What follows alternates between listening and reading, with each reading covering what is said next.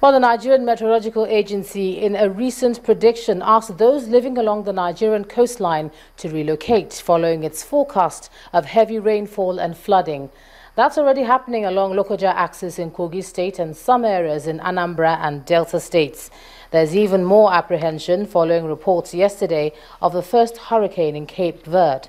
There's no doubt that the weather situation is changing by the day. And now joining me on the news at 10 to tell us more is the Director General of the Nigerian Meteorological Agency, Dr. Anthony Anuforum. Thank you so much, Doctor, for joining us on the news at 10.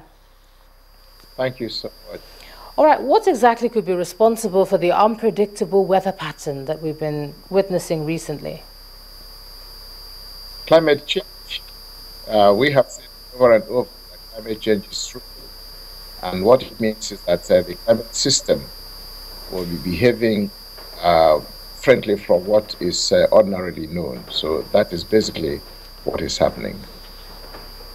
All right, it's raining it's raining this season, and expectedly there should be an amount of rainfall. But could that increase in flooding be blamed on just heavy rain alone? No.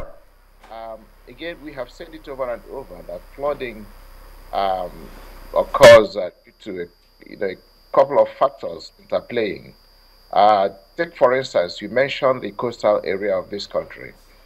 We should not forget that in the coastal area of the country, our Nigerian coasts are low-lying coasts, and there is the problem of global warming.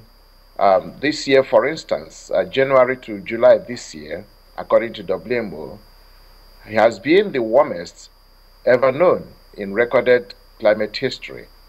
So when you have a warmer oceans, warmer environment, of course, we have the glacial ice melting, we have thermal expansion of the sea itself. So all these would combine to raise the level of the sea level, and of course coupled with what is coming in from the rainfall. So all these factors will combine to make those areas along our coast more vulnerable to inundation and flooding. All right, Doctor, there's bad weather all over the world, but what seems to worry us here is in the event of an emergency, if it happens with the weather, are we ready for these uncertain times here in Nigeria?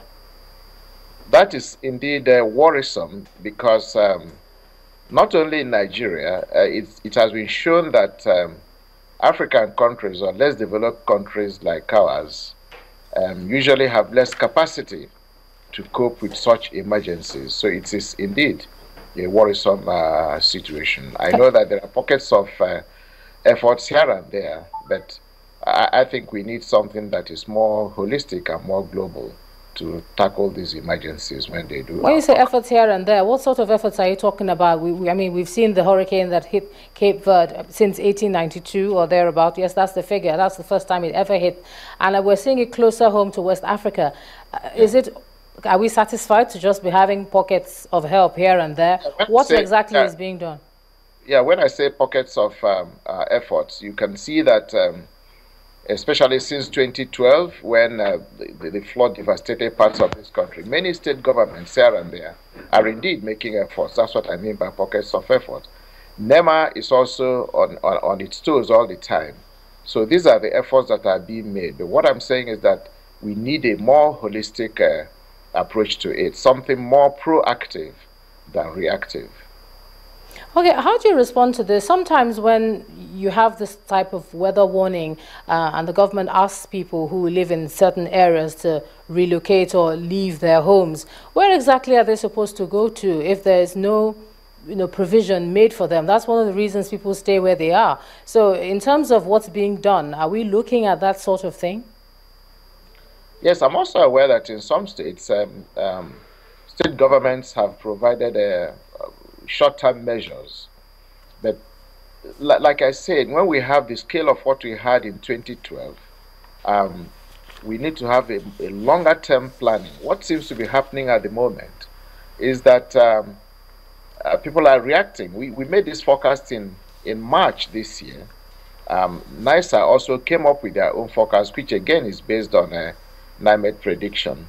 And we expected that individuals even can begin to think about what to do to help themselves. governments at different levels, local governments, state governments, especially in the more vulnerable areas, should take these things more seriously, especially since we do our best to issue these warnings in good time. All right, thank you so much, Director General of the Nigerian Meteorological Agency, Dr. Anthony Anuforom, for joining us on the News at 10 tonight. Thank you so much. It's my pleasure to be here.